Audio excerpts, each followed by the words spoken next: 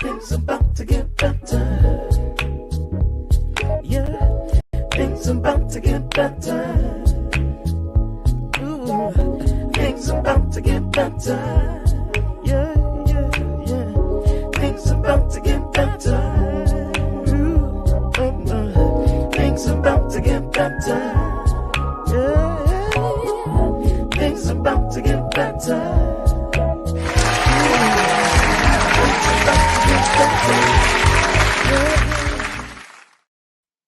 What's up, everybody? I know that's right. Things are about to get better. My name is Gary Diggs, and you're watching The Conversation. I'm so glad you took time to join me tonight. My good friend, Jeff Bradshaw, Cedric Thompson, the Grammy Award-winning producer, and choir master himself, Patrick Lundy, is on tonight.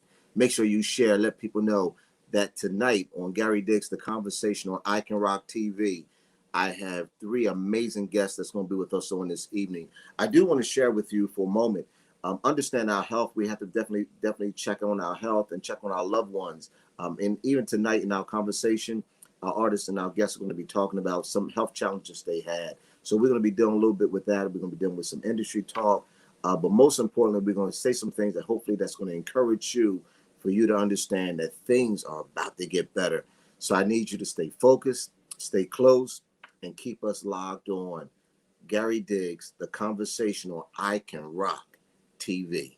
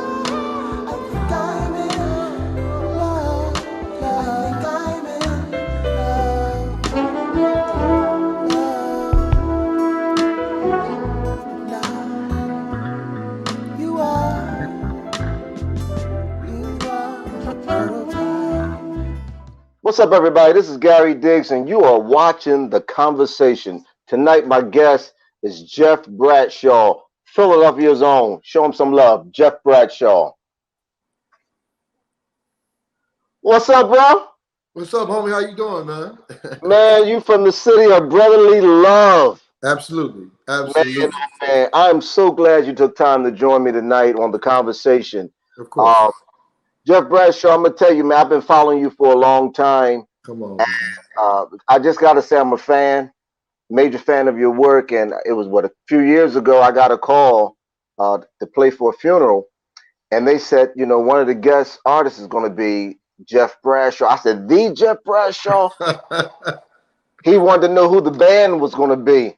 So I said, did you tell him I was playing? They said, yeah. So you came in, and man, we just had an amazing time. It was great, working with you. And of course, I put that on my resume. I'm just telling everybody I've worked with Jeff Bradshaw. Whatever, man. Whatever, man. All right. Philadelphia born, right? Yes, sir. North Philly. North Philly. North Philly. On the playgrounds where you spent most of your day? No. Okay. That's West Philly, right? Okay. That's West Philly. Tell me this, the trombone. Why the trombone? Well, it starts in the church that I was born and raised in, the United House of Prayer for All People, which you may be familiar with. With gospel brass bands are the main feature in the music ministry, and my father, the late Norman Bradshaw, was a multi-instrumentalist. He played trombone, trumpet, tuba, guitar, and he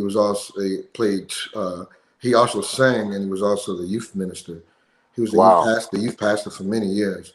So that's him. That's my dad right there. Yeah, I was seeing the picture. I could see. Yeah. He taught me how to play trombone. He played it very well, and that's how I learned to play. He taught me to play the words of old gospel songs. Sit down, certain, peace be still. That's James Cleveland. Yeah, man. Like he taught me to play the old songs, Pilgrim of Sorrow, and all these old gospel songs. Yeah. And he taught me to play the words of the songs. And if I can't hear, he always said, if I can't hear the words, the song is pointless. If people don't understand the words. Yeah. So that's how I learned how to play so lyrical on trombone. I'm not formally taught. I came out of my mother's womb with whatever gift that God had for me. Wow. And I'm a self-taught, self-trained musician, and the rest is history, man. I've been, doing what I got to do and using this gift that God gave me all these years, 27 years. Well, Jeff, this is what I do know about you. You can tell when people do things because it's a gig, and because they just have a talent and they're just getting paid to do this. Right. And you can tell they've been really designed and created to do a certain thing. Right. And one thing I've always known about you from watching you at Warm Daddies and, seeing you on various Tonight shows and very different venues I've seen you at. And even when we, worked together a couple of years ago, I always said, this guy is a trombone. The instrument happens to be in your hand, but you are the trombone, And I watch how, but on top of all of that, with all the accolades and, we won't name all the artists that you've worked with and performed with and all the countries you've traveled to play. But one thing I've always noticed, you've always been the same Jeff. Everywhere I've seen you, anytime we spoke, it's never been, well, who's this guy? You've always been Jeff, and I've always admired and appreciate that about you. It was recently the country went through a terrible racial thing with the killing of George Floyd with the knee and the neck. And I was watching the news, and I said, wait a minute, that's Jeff. And I'm like, what is he into? And you were doing this thing called Clarion Call for Justice. Yes. You brought in, when I seen all the amount of musicians, did y'all rehearsal? Tell me, how did this come up? It was literally an amazing thing that I saw. So I mean, did y'all rehearsal? How did that even come about? Well, I was on tour with Patti LaBelle at the time when the pandemic hit and Live Nation shut down. Live Nation shut down all the tours, so I was home, for months like everybody else. Yeah. And when the video finally surfaced of George Floyd, even though we were in the middle of a pandemic, the people were in the streets. Yeah. And I could no longer sit on the couch Say nothing. Yeah. and do nothing. Yeah. I Yeah. had to do something, but I didn't know what to do. I didn't know what to do or how to do it.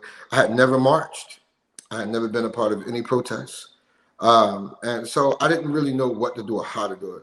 So I prayed about it, and in a dream, God gave me a dream on the steps of the art museum.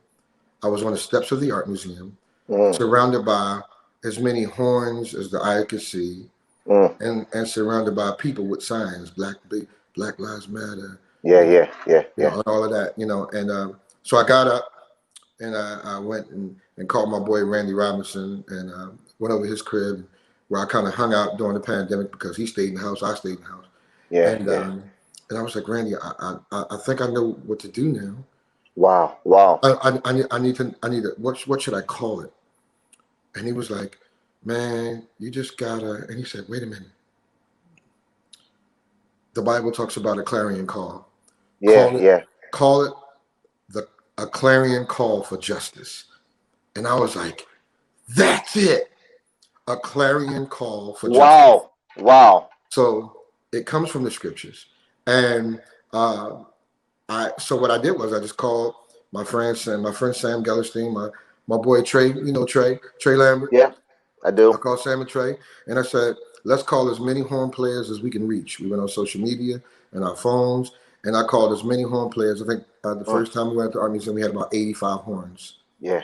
And we just got together on the steps of the art museum, and we just played music to the high heavens. And I just called songs, and we played it. We made up songs, we played songs everybody knew. Funk, so it was no rehearsal or anything? No. It wasn't about that. But it was so structured. It was so ordered. I mean, honestly, it sounded like one band, one instrument, one voice, and it seemed like it was definitely a melody. It definitely felt like the city of brotherly love. Oh man, I mean, I'm experienced in kind of leading large groups like that, just from church and being a band leader. So most of the guys who came were professionals, but a lot of them weren't professionals. Some of them were novice. People travel from all over the country to come. We had a young girl named Kayla who came, a little white girl named Kayla from Wheeling, West Virginia. Made her mother bring her so she could be a part of it. Made her mother bring her so she could be a part of it. And I called funk songs. We played We Shall Overcome. We played Stevie Wonder. We played a lot of beautiful songs, man. And people were out there protesting. People joined us because I put it on social media. I remember y'all were doing the Stevie. Dun, dun, dun, dun, dun, dun. Yeah. I was checking it out. I'm like, but just the fact that so many talents came together. Yeah. I mean, unfortunately, it was for a sad occasion that happened. Right. But I was so glad to see so many talents. And my whole thing is, at that point, where's the cameras now? Where's the media now? When it comes to that, where are the blogs now when it comes to some? I mean, because they show me every day all the killing that's happening in Philadelphia. Absolutely. All the killing and stuff that happens in Philadelphia. But what they're not showing are things like this. Oh yeah, and excuse me, and I have to show love to local media because after we did it the first time, there was so many pictures and so much stuff happening all over social media. The next time we did it at the art museum, I think out of 3, 6, 10, 17, Fox 29, I think out of 5 stations, 4 of them were there. 6 was there. 10 was there. Right. Fox 29 was there. Yeah. I mean, it was that, they showed, even Channel 12 Public Radio PBS. They came and covered it. So local media did come, and at the end of the day, I just needed to do something. I needed to be a part of something. I needed to feel like that historically, when this happened, that I didn't just sit on my couch. That we wore masks, we spread out, we tried to social distance while we're out there. Yeah. And we played here, we played the Art Museum several times. We played at City Hall for Breonna Taylor a few times. We went to DC, to Black Lives Matter Plaza. It was about 90 horns out there.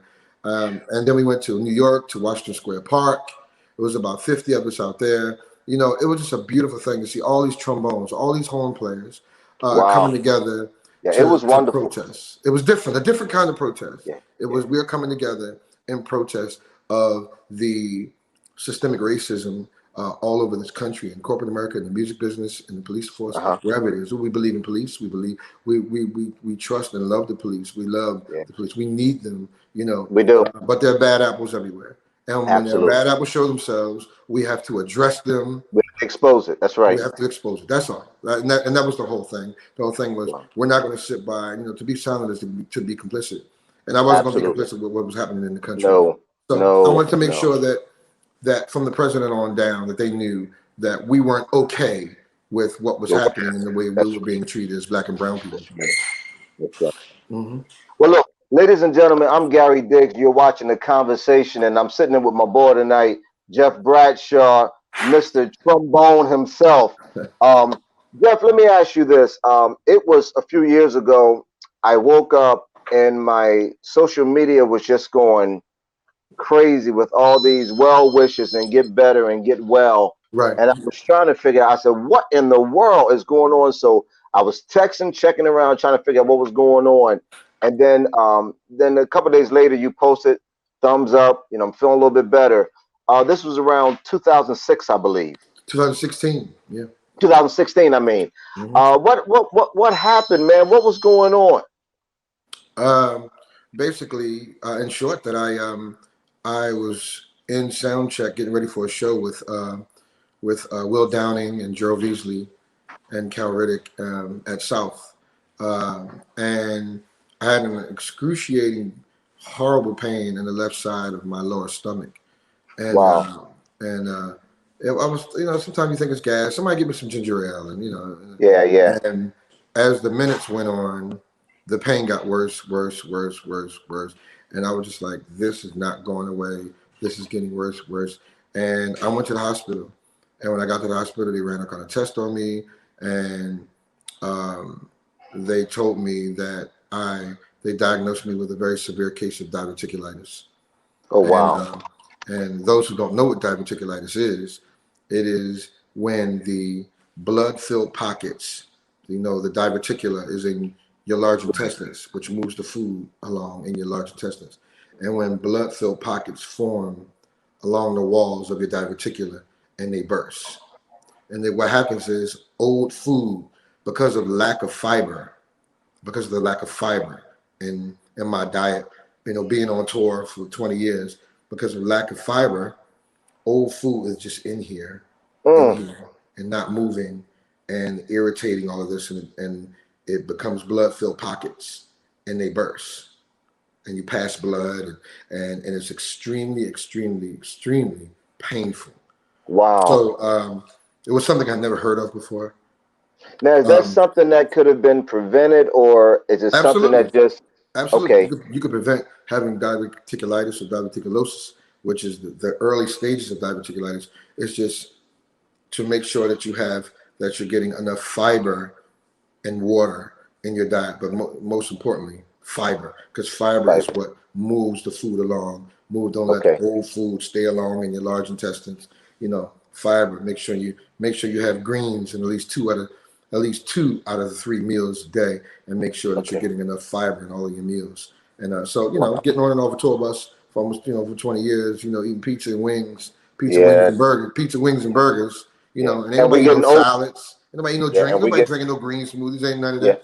You eating pizza, wings on the tour bus after the show, and then you climb in your bunk and go to sleep on it. And that's what I did for almost 20 years, and I paid the price. And so it was rough. And then what made it worse was that, of course, as a musician, I didn't have no health insurance. I didn't have no health insurance. So then every dime I had, I spent on hospital bills. And then I was broke. So now I'm broke, sick. I'm trying to get well, trying to teach myself how to eat again, trying to get well, and I can't work.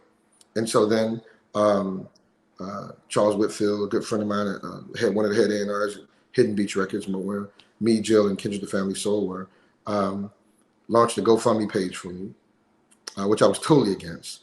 And I was totally against. I did not want the world to know, because once you put it on the internet, the world knows. I didn't want the world to know that Jeff Bradshaw did not have health insurance and spent every dime he had on medical bills, and that he was broke. But Jeff, can I pause for a moment right there? And I'm glad we're talking about this, because this is something a lot of people don't understand. Life happens.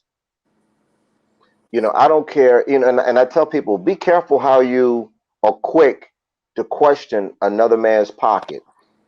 You know, so whether you're doing, 30 grand a year, 120 a year, or $500,000 a year, right?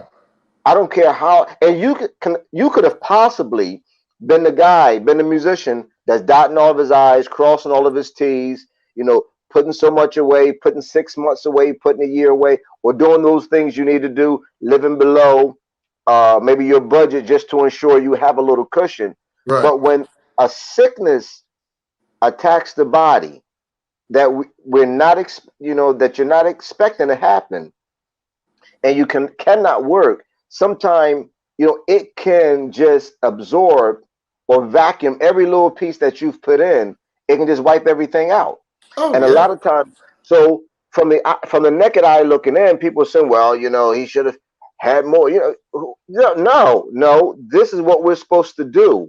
We're supposed to be keepers of one another. So for him to do this for you, yes, it is the right thing to do. And I'm glad he did it. I mean, it was, I'm sure people had things to say.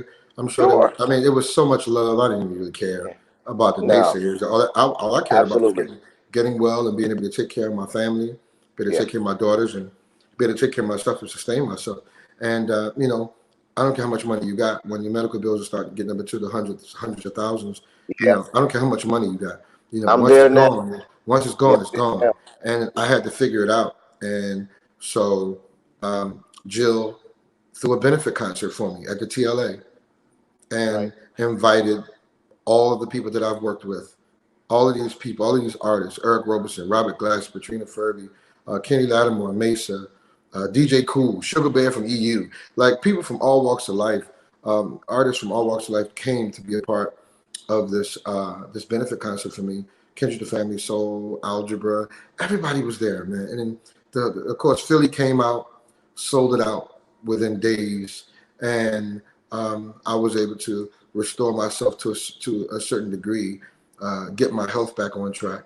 And for the last 3 years up into COVID, God restored my health, restored my finances. Wow, praise God. I can't say restore my dignity, because I never lost my dignity. I felt bad and I was low. I felt low. I was low and I was embarrassed, but I never lost my dignity, because everybody gets a chance to ride that train. You ain't always gonna be up. And I knew what it felt like to be up, and I knew what it felt like to be down. But I knew what it felt like to be down, and the whole world knew. And what I experienced was, it's a difference being down and everybody don't know. But when you're down and the whole world knows, all your peers know that you're down, that's a different kind of down, But I held my head high, and God restored my health. He restored my finances. And I worked more in the last 3 years. After that, I worked more in the last 3 years before pre-COVID than I worked in the last 20 years. And I knew that was God, that he brought me back. It was the love, the way that he touched the hearts of people, and the amount of love that I received, not just monetarily, but just prayers and well wishes and messages in my inboxes and my DMs, cards to my home.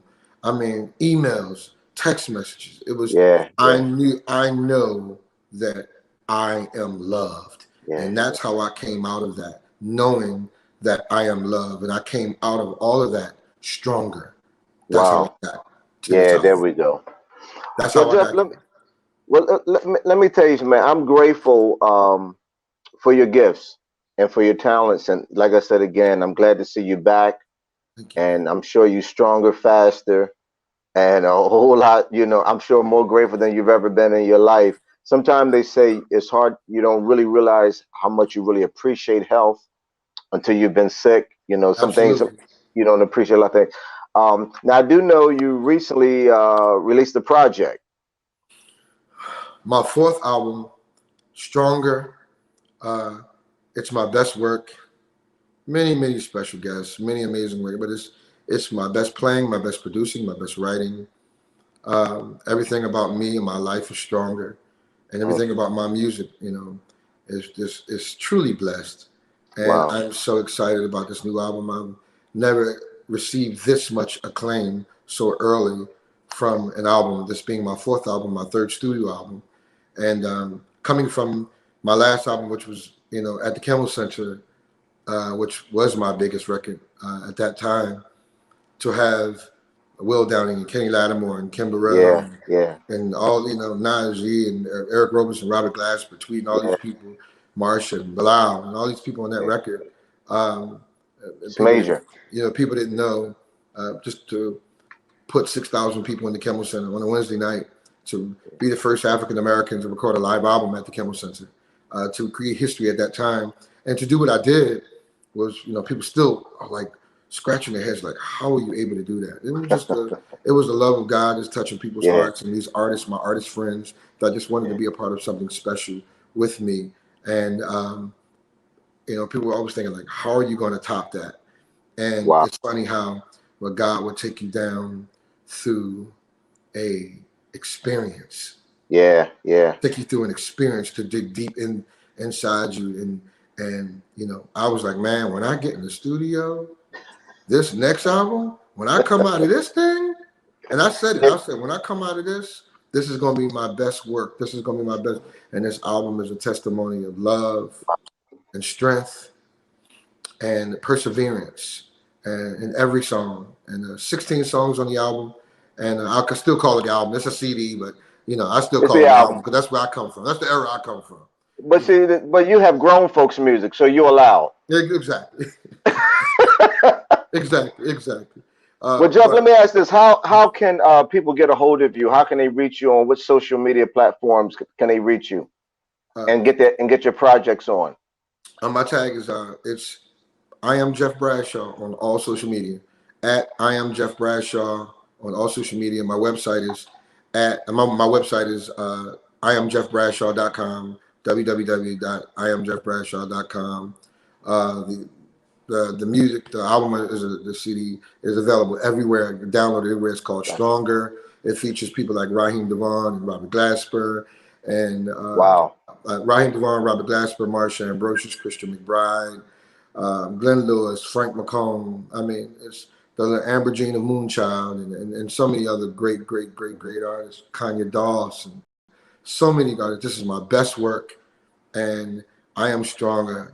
I'm truly blessed to be where I am. This is 27 years in the music business, and my fourth album, my first album on my own label, Bone Deep Enterprises, with a distribution from Nia Distribution in the E1. So I'm very excited about this. Is my first baby. This is my first album on my new label, and it's my best work. So God's timing is always the best timing. Absolutely. Well, bro, I'm so grateful again for you spending time, taking some of your time out to sit in with me tonight. On the conversation, and of course, my prayers are always with you. Thank you. And look forward to having you to come back on the show. First part of the year again. Absolutely. Because I'm sure you're gonna be, birthing out some more projects, man. Absolutely. But I'm so grateful again for you, and thank you for your time tonight. Ladies and gentlemen, this is Jeff Bradshaw, Philadelphia own. Come on, support, get his projects today. Download them tonight. Download them. Jeff Bradshaw, show him some love. Things about to get better. Yeah, things about to get better. about to get better. Yeah, yeah, yeah. Things about to get better. Things about to get better. Yeah, things about to get better.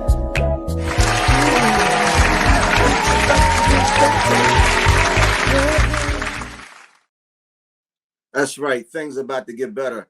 What's happening, everybody? I'm Gary Diggs, and you're watching The Conversation on iKenRock TV. I'm so glad you joined me on this evening with my special guest that's coming out shortly. I just wanted to let you all know that things are about to get better. Regardless of what it look like, regardless of what it seemed like, just understand things are about to get better. Well, I'm not going to even hold this any longer because I can't wait to bring my balls out. I want you to give some great love to Patrick Lundy and Grammy award-winning producer Cedric Thompson as they come on the show tonight. Welcome, my guest tonight. Hey, how's it going? You, what's up, man? What's up, Gary? Man, Patrick Lundy, Cedric Thompson. I'm putting that on my resume. Yes, I am. Oh, Fellas, bless what's your happening, heart. man? All is How well. you guys doing? Good. Doing pretty good, man. Trying to maintain in this pandemic. Well, listen. Yes, sir. Oh, man, tell me about it. Well, listen, before we go any farther, I have to personally say thank you, Patrick. I remember we met a few times in Philadelphia when you brought Minister's Music over to David Winslow's, I think, different events he's had. And I will never forget the day of my father's funeral. It was blizzard and it was just snowing I've never seen so much snow in this area. And it was just snowing real bad. And when I walked into the church, when I looked up, one of the first faces I've seen was Patrick Lundy. And at that point, I only just really known him through his work, through, checking the stuff out on YouTube and various things. And I said, Patrick Lundy. So in my mind, I'm thinking, well, maybe he's there for a meeting or something, with Lonnie or different producers.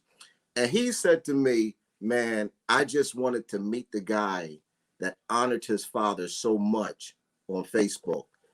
And dude, you have no idea what that did for me. It just blessed me to know that how social media has a way of just having extended arms that can just reach out.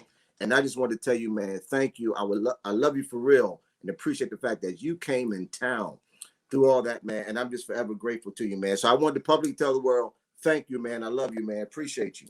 Absolutely, man. Had to be there to support you, man. That's those of us who have lost parents, we know. Yeah. There's nothing like it. And I just wanted to be there to support you, man. And you had, like you said, you had mentioned so much about your father and the great man that he was. And I had been kind of reading that along the way. Yeah.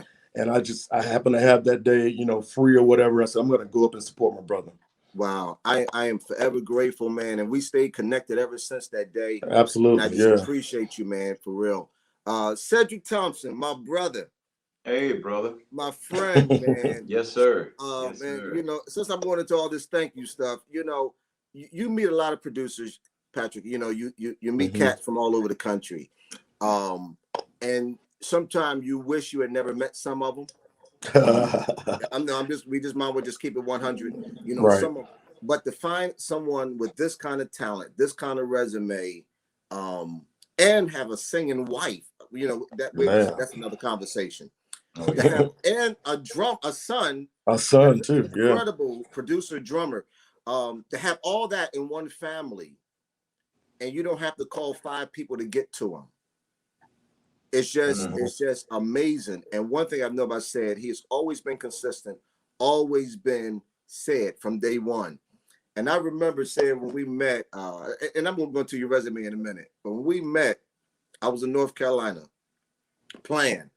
And when I got on to Oregon, he walks over to me and say, I want to let you know there's something wrong with this Leslie switch.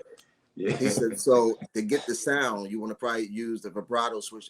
My organist out there, you know what I'm talking about. You got to, do what you got to do. Or take your foot pedal and just do some things to get some sound. And I said to him, you're Cedric Thompson. He said, bless your heart. Yeah, man. And I said, I'm getting ready to do a project. And man, I would love for you, do some keys on there. So most of the times, when you meet musicians on the road, you'll exchange numbers, or they Right. give you a bad number, and most times you never hear back from people. Right. Right. Well, said, well, I'm gonna be tied up for next few days. He said, but I'll call. It was like a Saturday or Friday. I forget exactly what day it was. He said, but I'll call, whatever day he said it was, about 3 or 4 days later. He said, I'm gonna give you a call that morning and we can talk. So I said, okay. I'm assuming to myself, nah, that's Cedric Thompson. I'll never hear back from that dude. I said, but it was great, playing, because he got up and played with me. I'm like, this is cool. 4 or 5 days later, whenever the day he told me, my phone rang. He said, this is Cedric Thompson. I'm looking for Gary Diggs. And I said, really? And so we talked, he came in, and of course the project did well. And then ever since then, we just been friends for a long time. And I'm grateful for both of you guys. But John P. Key, Vanessa Bell Armstrong, Dorothy Norwood, Ernest Pugh, Beverly Crawford, Shirley Murdoch, Mena Standard, Donald Lawrence, Karen Clark, Dorinda Clark, T.D. Jakes, Billy Preston, Queen Latifah, LeJune Thompson, and Patrick Lundy. That's why we're here today. Most definitely. Big Patrick Lundy. Said, now listen, musicians, we want to get into your kitchen. We want to know, what is it that you're serving, man? I've noticed over the years that I've known and I've listened and followed your music, you've remained relevant, but you never ever got chinky or trendy, if I can say that. You remain so relevant with the new day, but you never lost its flavor of just the pure gospel sound. And as I'm listening to all the stuff that you're doing, and we'll be talking in a few minutes about the recent project with Patrick, but just share some things with us, man, on who is Cedric Thompson and what is all this music behind the guy? Well, I always tell everybody, I'm just a country boy, just trying to keep my shoes tied. But I'm originally from Anderson, South Carolina, and just fast forward, I'm a gentleman first that loves God. Yeah. Love my wife. Family is very vital and important to me.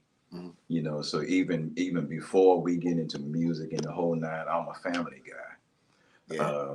And so even beyond that, to get to your question as well, I just always just believe that you should stay true to who you are. Okay. And I just believe that Gary is the best Gary Diggs that he can be. Patrick Lundy is the best Patrick Lundy he can be. Wow. So with that, I'm the best Cedric Thompson that I can be. So I don't try to be a counterfeit. I always try to display that in my music. To stay true to who I am. And at the same time, by listening at what's happening, trying to stay current, and then keeping the right people around me at the same time. But I try not to fall prey to molding a sound into someone else's channel. But with that, I must say that I grew up admiring listening to Thomas Whitfield, and I was always into Quincy Jones production as well. So in that, I just tried to incorporate what they were doing into who I am, and then just making sure that whatever I displayed, that I owned it, and I always just stay true to myself. At the same time, being true to who the artist is. Yeah. Wow. Well, I say this, man. I always tease, but it's not funny. I mean, it's true. I tell my daughter, I said, every the fifth song that you hear on the radio is probably Cedric Thompson. You turn the radio on, if it's not Cedric, it's Kevin. If it's not Kevin, it just shows, or Mike Burrell, I said, it just shows that, what faithfulness would do and what consistency would do. And I'm sure even with all of that, challenges have come, even with, because, with all the success and all that is happening, I'm sure at times things will happen. I remember my father passed on Christmas Eve. Yeah. And Christmas morning, I mean, that week prior, we had already set up music and all that for Sunday morning worship. And so that Sunday morning, I made up my mind, I'm taking time off. I'm not going to church. I'm just going to, just get away from everything for a minute. Patrick, the more I was sitting up saying I'm not going to church, I'm making my way to the shower, pulling something out to wear, putting my shoes on, and I got to church. And I thought about when David in the Bible, when he found out his child had died, and the Bible said he got up, washed his face, changed his clothes, and went to worship. And I got up that Sunday morning going to church. My point is, and this is to both of you, a lot of times we're just a gift to a lot of people. A lot of times they don't understand that, we have issues, we have hardship, we have death, we have divorce, we have bad issues at home, pipes burst, we have a lot of things going on. Go outside, the car won't start. I was on my way to church one Sunday and my car just shut off right on the highway. I left the car there, called Uber, went on to church, called AAA, said, hey, my car is sitting, blah, blah, blah. I left the keys on the seat, and I got up there, played. No one knows what's going on. But now the average, someone else would have said, hey, I can't be here. I'm on my way to, get my car serviced, and would have not even shown up. But a lot of times people don't understand, the man behind the gift. And Patrick, and I know that, you're aware of this as well, even with the loss that you recently suffered, with your family. A lot of times people don't understand what we carry to the instrument, but we're not allowed to bleed on the audience. And that's something that I'm just so grateful for your music that, I never hear you saying, woe is me, I am downtrodden, life is the worst. Your music has always been above par. You are a chief musician, said. I love you for real for that. But tell us, man, I know some time ago you were sick. Yeah. And recently I interviewed Jeff Bradshaw, Philadelphia musician. And he was he said he thought he was just about to die. And this is my point. A lot of times people see the gift, they see the talent, they see us up on stage, but they don't always see what is really going on, the backdrop or the backline or what's going on backstage. A lot of times. So tell us a little bit, man, how God healed you, man. Yes. I recently I was battling in health, and initially it started where I noticed it from. I started making some health, decisions, to try to better my health. So my wife and I, LeJune and I, we would go walking every day in the whole nine, and I was losing weight. But there came a point in time where the weight just kept dropping. So within a matter of about 3 weeks, I had lost 40 pounds. Wow. And I was always fatigued. So in the moment, I'm thinking, because we're in this COVID area, I'm thinking, do I have this virus? So that's playing games with me mentally. So long story short, it just got to a point where I was trying to work, sit down and work, couldn't make it through a song, so I would just get up, go to bed. Got to the point where I could barely make 10 steps without almost passing out. So I went to the doctor, and they did lab work, and of course, they take me through the COVID procedure. Sure. And, all of those tests came back negative as it relates to the virus. But they called me back the very next morning to inform me that I needed to go straight to the emergency room to have some transfusions done, blood transfusion.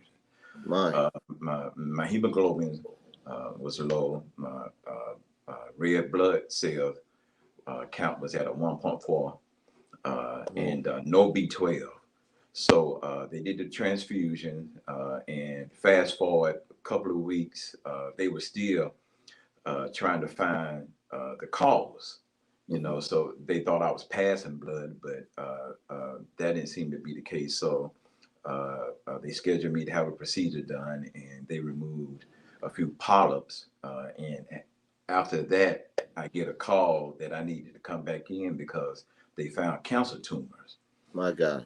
So I went in. They did the procedures, and thank God, you know, they removed 5 tumors. Okay. So in that, ironically, is at the same time while I'm working on this project with Patrick as well. There's a song that we're actually finishing up now that actually helped carry me through this particular stage here, and it's a song called "Cover Me." And I never told Patrick this as well, you know, but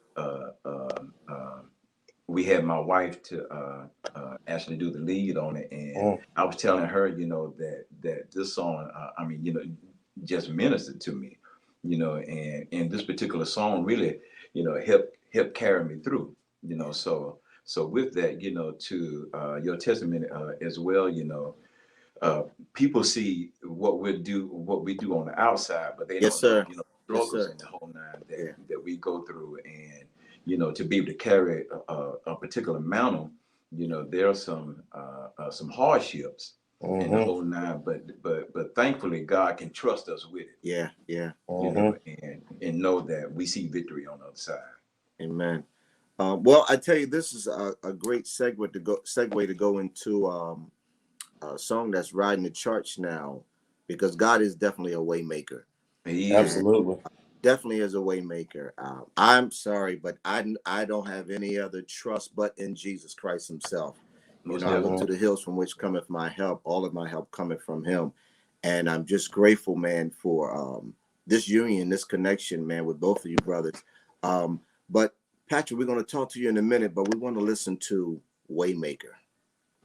All right. Hallelujah. Come on, everybody, put your hands together. How many of you know he's a way maker? I say, how many of you know he's a way maker tonight?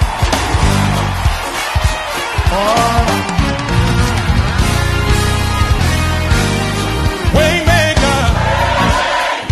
God, he's a way. Way. God, he's a way.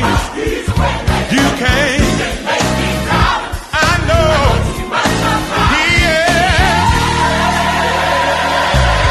One more time. Way. God, he's the way. Hey, God, he's the way. You can. I know. Yeah. Listen. If you are in sin,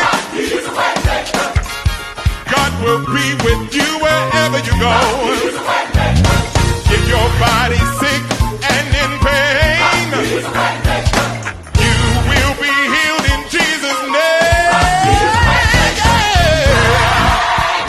God is a way. God is a way. You can't. I know.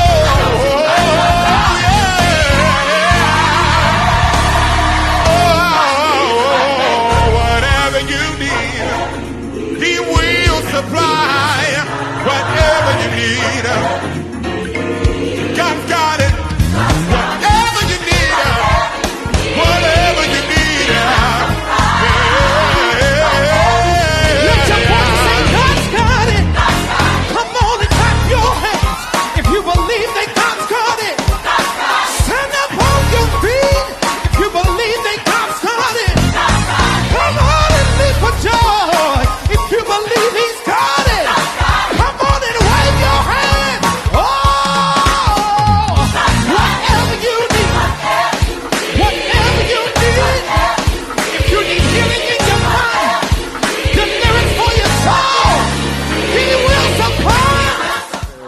25th anniversary celebration. Oh, 25 years. Yeah, man. God has been good. God has been a way maker. Yeah. And so, yeah, man. So that's how the song came along. And, the top of the song is led by Roderick Giles. You're going to hear a lot about Roderick.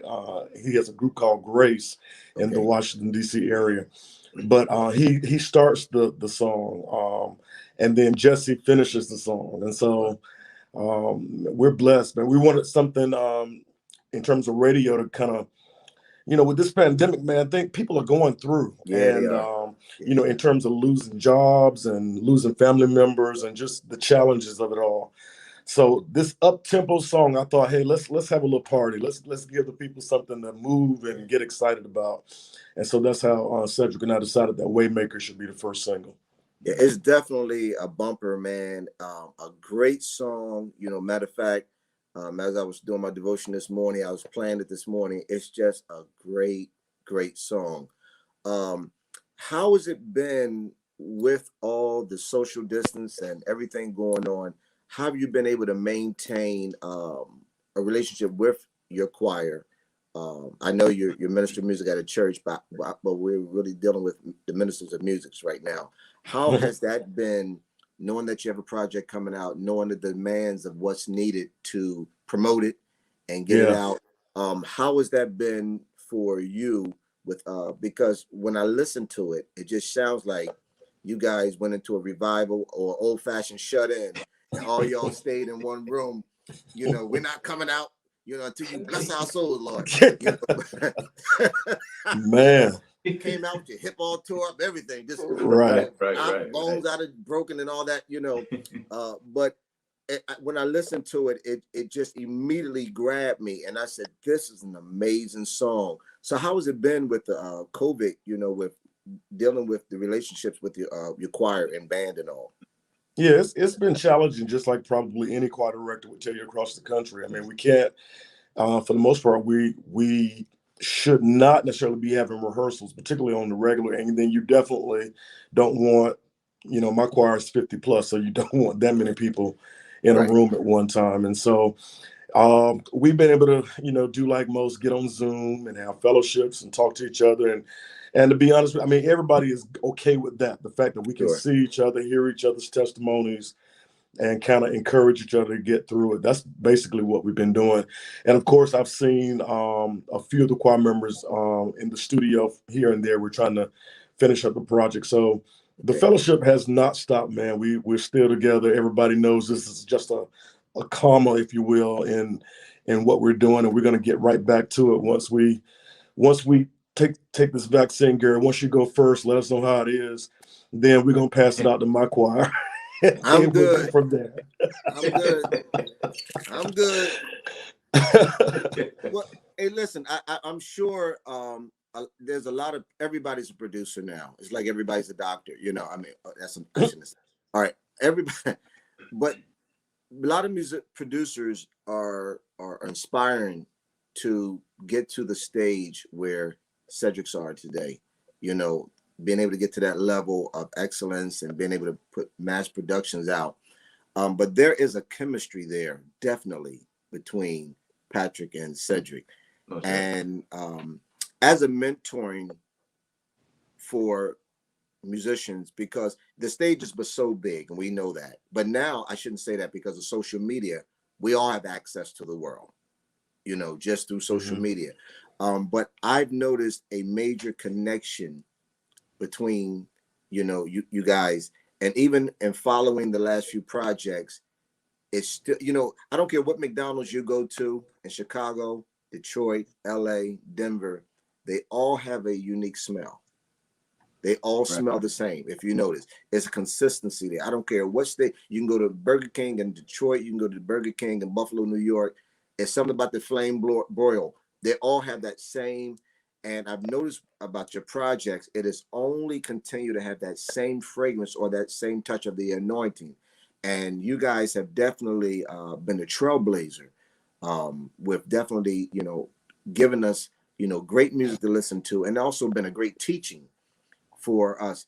But how has that relationship been? Because I'm sure with any producer and artist, there are days where it's like, well, we want to do this song. I don't like this, you know, I don't think it's a go. How does that work? You know, even with the bumping of the heads, I'm sure at times, or not always agreeing, because that happens. You know, I always say if two are in a conversation and they agree on everything, there's never no miscommunication, there's never no hiccups. One of the two are lying.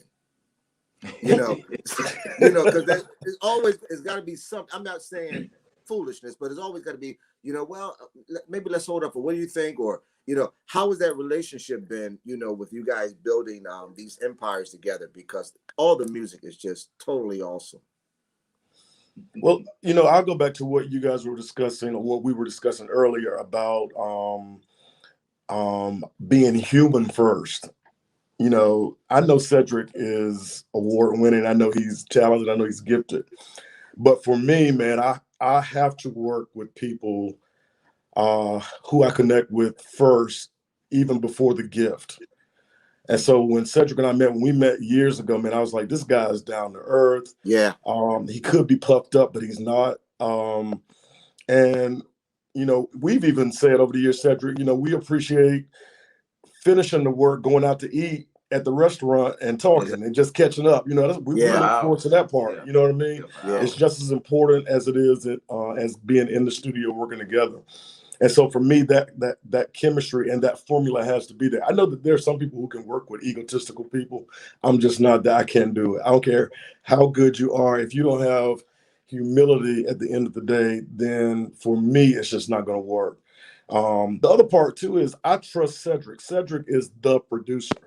I have, you know, my songs that I write, but that's part of his responsibility is to take the song to the next level. And I trust Cedric to do that. And I've trusted him all these years. And so when people have said, well, I know you're about to record again, who are you going to get as your producer? I'm getting Cedric. You know what I mean? Because I know Cedric. Makes sense to me. I know his mentality about work. I know his work ethic. And it just works. And so if you've ever worked with any professionals, even in other arenas, they don't do a lot of switching around. They work with the same people because they can trust those people to do the work and do it at an excellent level. And if I can, to piggyback on that as well, you know, I totally concur with everything that Patrick just said. You know, is even for me, you know, especially at this point in my career, you know, it's not about just being able to produce another project or the whole nine. You know, we have to have some type of chemistry and relationship as well. You know, so each time, you know, even beyond the point of project recording time, you know, Patrick and I, we still keep in touch with each other, you know, and it's a special brotherhood that both of us share with each other, you know. And as he said, you know, from day one, you know, we've always had that chemistry, and likewise, you know, I love working on projects with Patrick, you know, because number one, I know already going in that they're going to be great songs, you know, and as a producer, you know, there's I don't find myself trying to contrive something, you know, or trying to make something come to life, you know. Whenever I receive his music, you know, I mean, to be honest with you, it's already there, you know. I just put my 2 cents in. You know, but again, outside of the music, you know, we have a great relationship with each other. You know? So I think that's one of the things that also shows up in the music that we do together. Wow, absolutely. Well, I tell you, man, I appreciate you guys being on the conversation tonight, and I'm like I said again, I'm ever grateful for the relationship that we have outside the music, and we're friends outside of this, and I appreciate you guys, man. A lot of times those check-in calls, yo, you good? Just checking on you, you know. That relationship means so much between us three. And sometimes with us, Gary, I have to make sure whenever I see your call, I got some time, because it's sometimes hours before we get man. The other night, I think we was on the phone for 2 hours. I'm like, you know what? I can't fool with this guy. You know, I got a prepaid phone. You know, can't be playing with my minutes. Come on, man. You got 3 minutes. You good. Yeah. You know, but all right, we can really wrap this up, but just in some closing, Patrick, what is your when we do come out, or if we never come out, if it's always going to be the church is going to remain closed, and this is going to be the new phase, I don't know. What are just some of your encouragement to young choir directors that have their groups, that are working on their projects? What is just some encouragements you have for, or not just, let me fix that. I keep saying now younger groups. You still have some people that are 50, 60 years old still holding on and still trusting and waiting, for their moment. So I'm not, let me take the age thing off. What is your encouragement to choir directors, period, that are really in this art and they really are embraced, or like the unsung, or the forgotten choir director, because I believe there's still that one director that's been faithful, 30 years, 30, 40 years, some weeks he had 20, some weeks he had 9, some weeks he had 80 choir members. And now with everyone being home, sometimes it can play a little bit emotionally with you. So what's some encouragement you would share with some choir directors, worship leaders that are out there now, now with things being the way they are? Yeah, I mean, I've always loved the scripture and tried to live by that scripture, be faithful over a few things, and God will make you ruler over many. And to me, what that says is whatever, I call them ministry opportunities, whatever ministry opportunity the Lord gives you, you got to give your best, because for a lot of reasons. One, you don't know if you're going to have another one because time is not promised to us. The other thing is, we model, we should be modeling excellence, because we have a younger generation that's looking at us. And I know that because when I was young, I used to look at other choir directors and other people in ministry and say, wow, what they just presented was really awesome. So we have that responsibility to, every time we get up to do it could be in a nursing home, it could be at the White House, it could be anywhere. You have to give your best and do it with passion. And this pandemic has shown us that the church is not the building. And so we really have to go forward, knowing that there's still a plan that God has in place. And we pray that the purpose that God gives us will fall into the purpose of God. Wow. Cedric Thompson, any words for our producers that are, we don't want to get into software and everything, because that's a whole nother show. But just some closing words, man, to encourage, young producers that are still waiting to get their day. They're still waiting to get the call, still waiting to, have their music played or be able to just meet a guy like Cedric Thompson. Just in short, just what's a word of encouragement for them?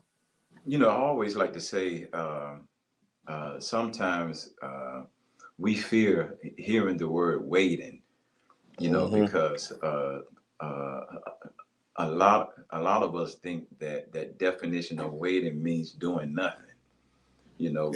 But in that, I always say, always keep making preparation, and then when that moment comes, when that door is open, you're ready to walk, because you've been preparing.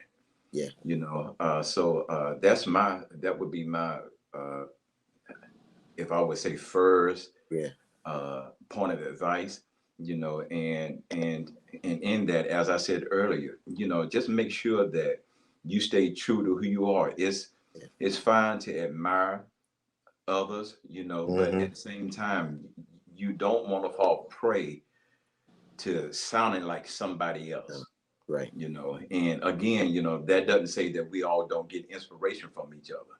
That's right. But at the same time, make sure that you walk in your own footsteps, as David did, when he was going to battle in the whole 9, and Saul, wanted him to wear a particular he wanted to wear his garments.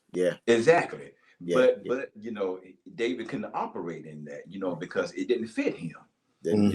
So and even though he also even just had some stones, taking out light, what may look small, you know, but in that, you know, as I say, you know, just keep making preparation and know where your connection lies. Wow. You know, and know who to rely on. Oh, yeah. I was about to. You know, the thing is, we can't waste while waiting, and I get it. Yes, sir. To make sure that during this prep time, what are you doing? You know, during this downtime, you know, come out stronger, wiser, faster. Man, fellas, brothers, I'm so glad that y'all joined me tonight. Again, you've been watching Gary Diggs, The Conversation with my good friend Cedric Thompson and a great director, Patrick Lundy. Patrick, how can people get a hold of you for the Ministers of Music? How can they get a hold of you for workshops, seminars, via Zoom, if that's the case? How can people get a hold of you? Yeah, well, the music is on, you know, all over the platform. You just type in our name and Patrick Lundy, MOM for .org. I'm sorry, for our webpage, and we're on iTunes and Apple Music and all that, so you can download previous projects from there. But I just want to encourage everybody to look forward to our upcoming CD. We are working on it fast, and it's gonna be coming out very soon. So look forward to that, man. Hey, man, and Gary, we look forward. Me and Cedric, we look forward to coming to your church, man, Reverend Dr. Gary Diggs. Yes, sir. And being a part of that. Listen, yeah, man, I spoke it out in the atmosphere. Yes, sir. There you go. It's out there. Well, if you be my choir director and you be my minister of music, we got it. I ain't gotta preach. I'm like, we're gonna hear a song. The Lord said we're gonna hear another song. And now it's offering time. Yes, sir. Listen, man, I'm so glad y'all joined me tonight on The Conversation. Cedric Thompson, I'm sure if cats want to get a hold of you through social media, they can find you through just your name or. Yes, I'm Cedric Thompson, both at Facebook and Instagram, and even beyond that, you can email me at cedric@cedricthompson.com. Wow. There you have it, ladies and gentlemen. Patrick Lundy, Cedric Thompson. Yes. Thank you, Gary. Love you, my brother. Love y'all, man. Love y'all. Pat. Yo.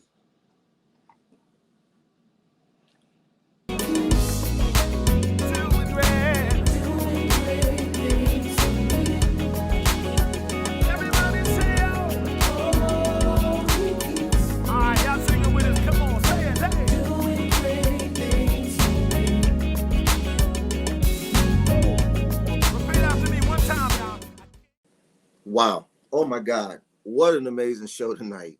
Jeff Bradshaw, Philadelphia's baby. Jeff Bradshaw and Cedric Thompson, Grammy Award winning producer, and Patrick Lundy. I'm so glad they joined us tonight, and I'm hoping that you really enjoyed yourself as well. I will say, as you go into this Thanksgiving holiday, I want you to have an amazing, but be safe. Definitely want to understand the social distancing. And again, if the Lord says the same, you'll be able to get with your family members next year. But this year, you definitely want to practice the social distancing and make sure you wear your mask, do the necessary things you have to do to keep your family safe.